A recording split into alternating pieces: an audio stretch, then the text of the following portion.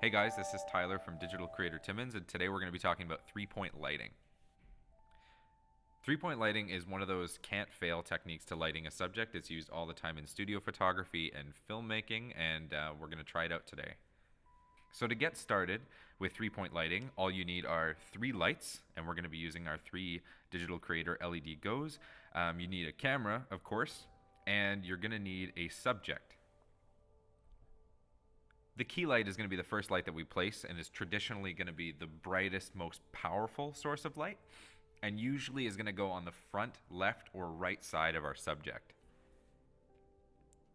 Now, because the key light can be so powerful, it'll cast really strong shadows. So to support those shadows on the opposite side of the subject, we're going to introduce the fill light.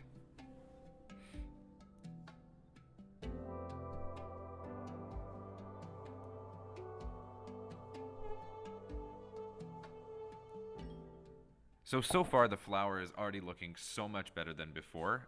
We have the key light giving it its power and initial light. We have the fill light supporting that key light. But what we need to do now is to separate our subject from the background. And to do that, we're going to use a backlight to give it a definition. So watch the stem, and you'll see a little gold halo on the stem, and that is the backlight at work.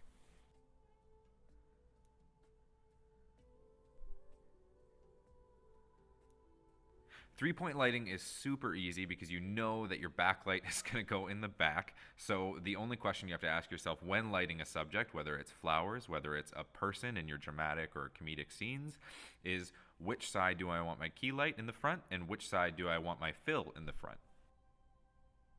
So there we go. Just to recap, we have a key light, which is our most powerful light. We have a fill light, which is supporting our key light, and we have a backlight, which is defining our subject. And there you go. That was three-point lighting in under 3 minutes.